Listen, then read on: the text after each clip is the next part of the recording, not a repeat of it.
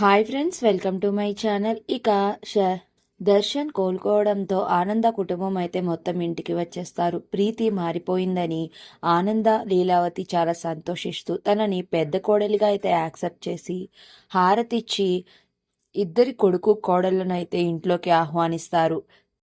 ఇక దర్శన్ తన రూమ్లో కూర్చుని ఉంటాడు. ఇక అప్పుడే అక్కడికి శరణ్య అయితే పాల గ్లాస్ తీసుకుని వెళ్ళి, ఏమండి పాలింగో తీసుకోండి అని అయితే అంటూ ఉంటుంది. ఇక దర్శన్ అయితే పాల గ్లాస్ అయితే తీసుకుంటాడు. తీసుకున్న తరువాత ఎందుకండి అలా ఉన్నారు అని అయితే అడుగుతూ ఉంటుంది. ఓ, అర్థమైంది, సమీర చనిపోయింది కదా అందుకు అలా ఉన్నారు అని అయితే అడుగుతూ ఉంటుంది. ఇక ఒక్కసారిగా కోపం వచ్చిన దర్శన్ అయితే ఆ పాల గ్లాసుని నేలకేసి గట్టిగా కొడతాడు.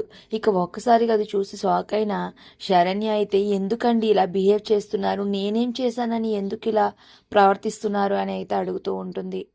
అన్నీ చేసేసి మళ్ళీ నా నోటితోనే చెప్పించాలని చూస్తున్నావా?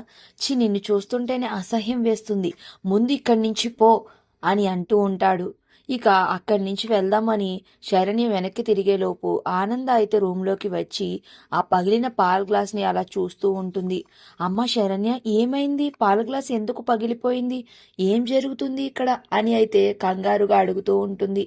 ఇక శరణ్య దర్శన్ అయితే చెప్పకుండా సైలెంట్గా ఉంటారు. మరి శరణ్య ఇప్పటికైనా నిజం చెప్తుందా ఆనందకి లేదా అనేది చూడాలి. మరో పక్కన ప్రీతి నిజంగానే మారిందా, మళ్ళీ ఏమైనా కొత్త నాటకాలు ఆడుతుందా అనేది నెక్స్ట్ రివ్యూలో తెలుసుకుందాం. వీడియో నచ్చితే ప్లీజ్ సబ్స్క్రైబ్.